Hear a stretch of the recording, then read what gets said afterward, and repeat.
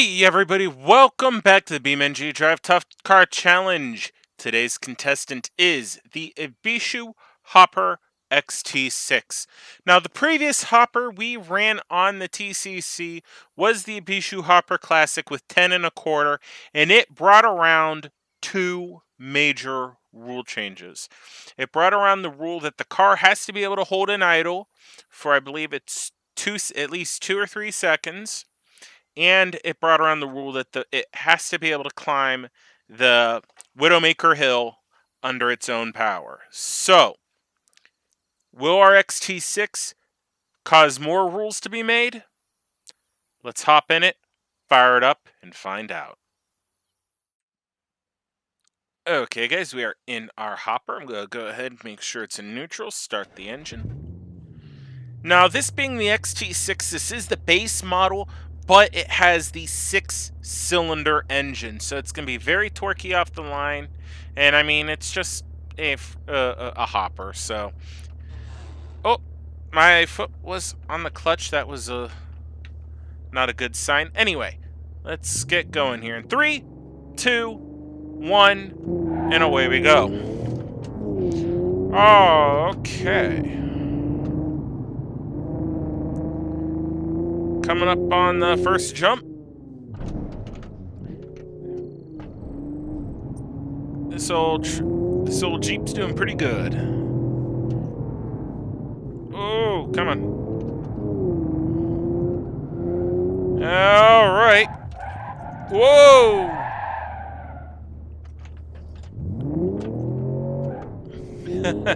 That was interesting to say the least. Okay.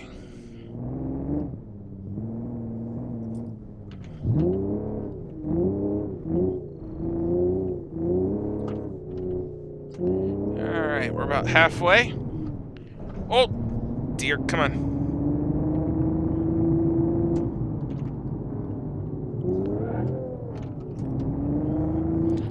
Alright. Come on. Oh, here we go, over the final jump. Not much of a jump there. Didn't have that much speed going underneath it. Alright, into the turnaround.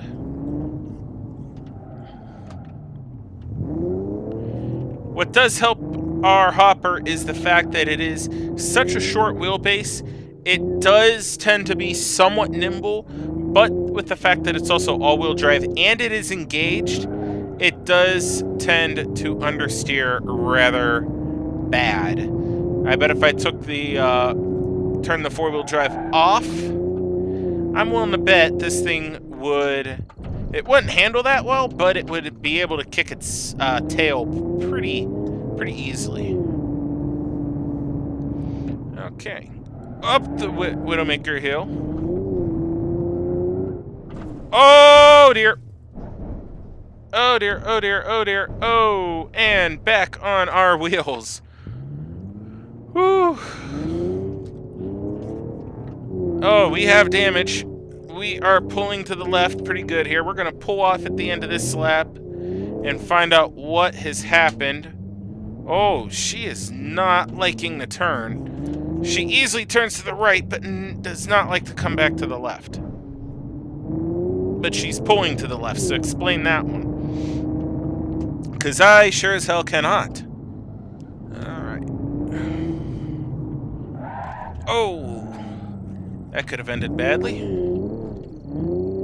Right now, if this thing were to die, it would be at the pretty much at the bottom of the leaderboard.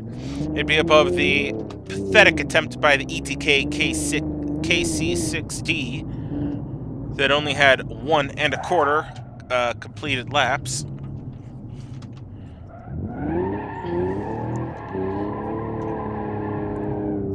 Come on. Now the rear end wants to kick out. Oh, that did not feel good. Okay. We definitely have problems because you can see this thing shaking like no tomorrow. We definitely have a bent wheel or something. Alright, park it, put the parking brake on, shut the engine off, kill the lights. Let's hop out and find out what's going on with this thing. Well, this is a pretty beat up. We already kind of knew we had problems up here with the roof. This wheel is actually bent the opposite of what I thought it was. It's actually bent, instead of straight up and down, it's bent out. So the top's sticking out a little bit. This side looks okay, but this wheel is bent bad. This is bent bad in two different spots.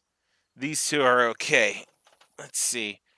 Well, everything still is attached.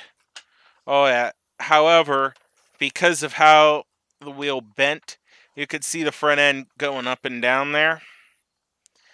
It definitely is going to be problematic. That's definitely why it's pulling.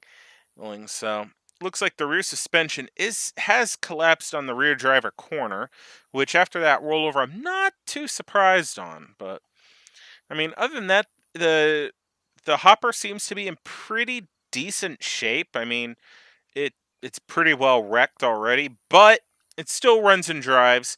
We have 2 laps down. Let's get back in it and keep going. Okay, fired up. Park and brake off. 3, 2, 1. Pop the clutch and we are out of here.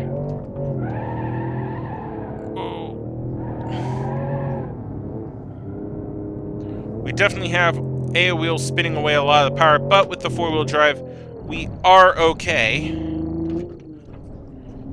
Alright, come on.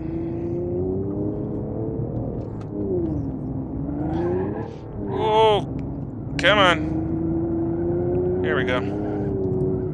Oh, bad. We now have a piece of trim up on our hood. Okay, we're still doing okay. I think we're doing okay. Oh, what the hell?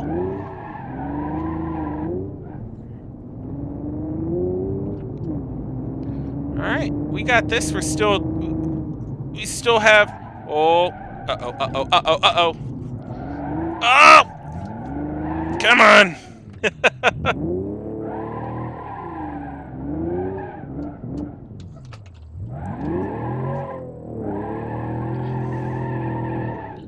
Yeah, with how this truck's leaning I'm guessing that's the rear passenger tire that's spinning away a lot of the power. And once it breaks free, the truck just tries to send most of the power to the path of least resistance. So, which is that tire. Holy crap! That piece of trim is going to be bouncing around until it finally breaks off.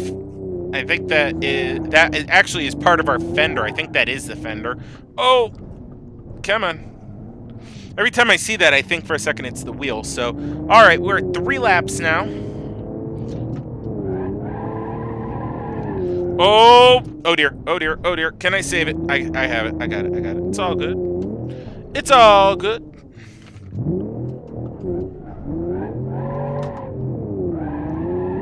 Oh, come on. Oh, you are such a handful.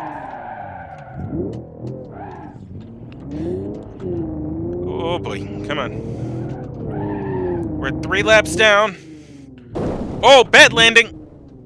Oh, crime-a-dently. We're okay.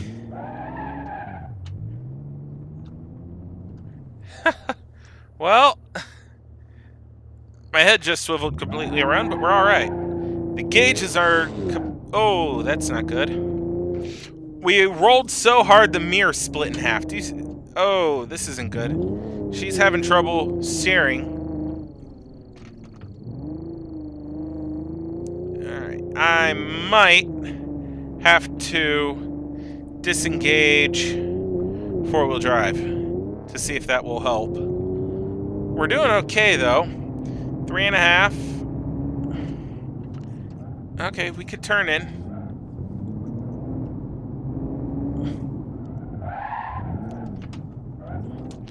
Ugh, okay, we have steering, just not a whole lot of it. At the end of this lap, which will be 4 down, we will pull into the pits and figure out what has happened with this thing. So, It is definitely... Oh, I did not... Surprisingly enough, that did not damage the radiator. I figured that was going to tear it right out. Come on. Oh. And I forgot to turn the heads-up display back on. My bad, guys. Oh, come on. Oh, come on. Well, at least you can see that everything's green at this point, which is a good thing. Oh! Nah, that was not good. Alright, here we are. Engine off. Parker brake on. Lights off. Let's find out what's happened. Alright, guys, I'm going to leave the heads-up display on. I was turning that on and off to kind of make it seem a little bit more real, but whatever. Before we see the passenger side, I did want to say that I did... Actually, we'll go back around here in a second. At that last accident, I did see a wheel come off. I figured, hey, this thing has a rear-mounted spare tire. It's all good. Except when I just got out, I went and looked. It's still there. You can kind of see a tire here, and you can see these two, so you can kind of guess that, well, we lost a wheel. And she's still going, so we're going to keep going. We have 4 laps down. We're currently tied with the Ibishu Hopper ZXi. And, I mean, what this pretty much means, missing a wheel, we could still drive, we could still turn, go and stop. I went ahead, disabled 4-wheel drive to see if that will help with maneuverability. If not, I can turn it back on, not a problem. But this thing's days are officially numbered now, because trying to navigate the TCC track with down 1 wheel is very difficult. So let's find out if this thing can tough it out, though. Alright, let's start it.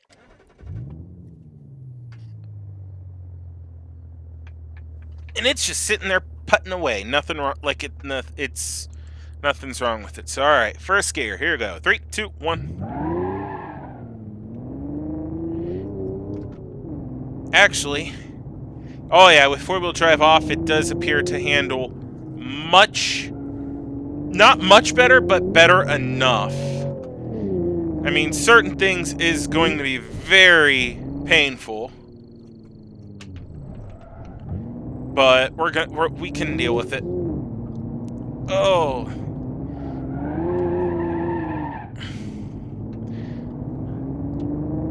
we're getting a lot of speed here. This is gonna hurt. Uh-oh. Oh, ho, ho, ho! Oh dear.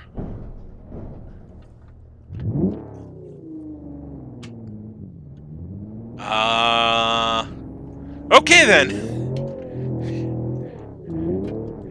We have no gauges anymore. It looks like our radiator gave up the ghost. And either...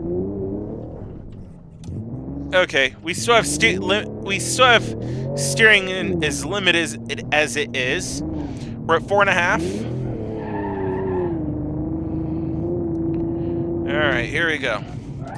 Cut in. Turn, you piece of junk. Alright. Shut it down. Since we're on our side, we're going to go ahead. I'm going to crawl through that gap right there, and we'll see what happened with this thing after that last crash. Alright, guys. Well, she is in pretty rough shape, but I think she'll still go. I mean, I can see the drive shaft in place in the rear. Can't really see the front one anymore. So I think even if we still had 4-wheel drive, it would not be worthwhile to use. Well, it wouldn't work anyway. So this thing is pretty bad. The tow truck is on its way out here. We'll pull it back on the wheels, and then we will see what happens. All right, guys, we're in it. It is on. This thing is completely be up. Oh, uh-oh.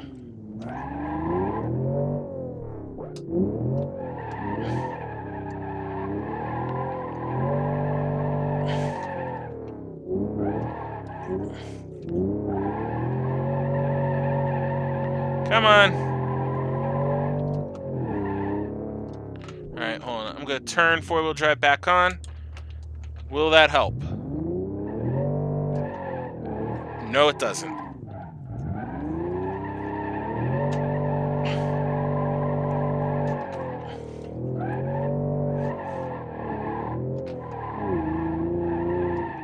Alright. Before this is ridiculous. Completely ridiculous.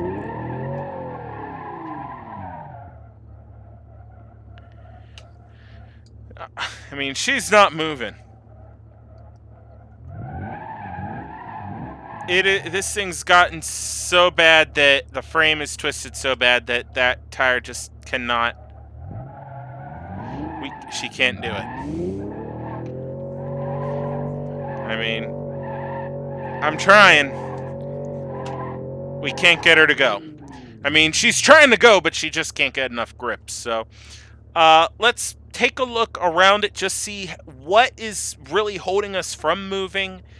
And then it looks like we're going to be at 4 and what is this? 4 and 5/8, which is a very respectable rating. That's about the top third of the leaderboard. So let's go ahead. Like I just said, we'll hop out of this thing and we'll go from there. All right, guys, this thing is pretty bad, as you can tell.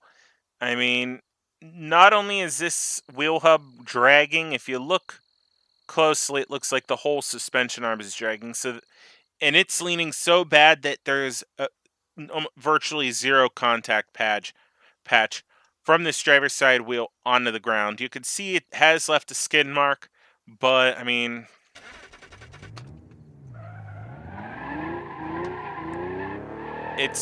she's not gonna move.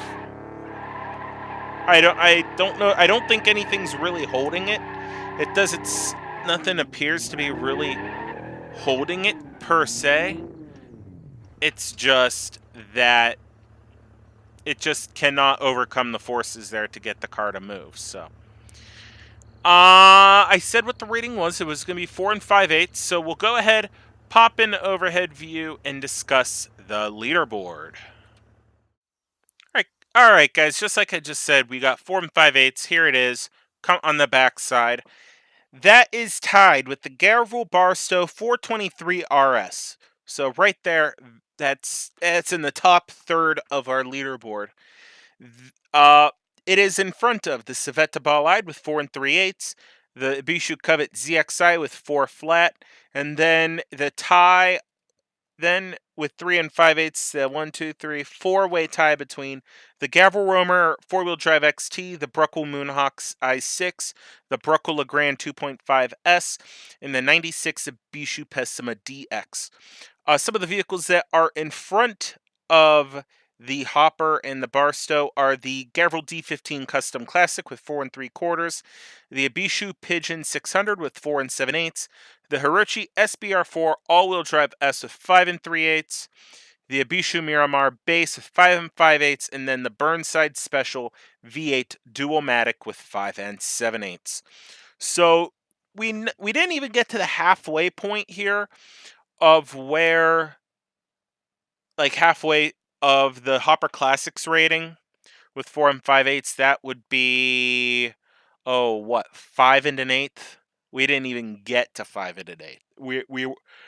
We're getting close, but we were not quite there. But anyway, that is going to be it for this episode of the Tough Car Challenge. I hope you guys have enjoyed this video. Please like, please subscribe, all that fun stuff. It is greatly appreciated. So, thanks for watching, guys. Have a good evening.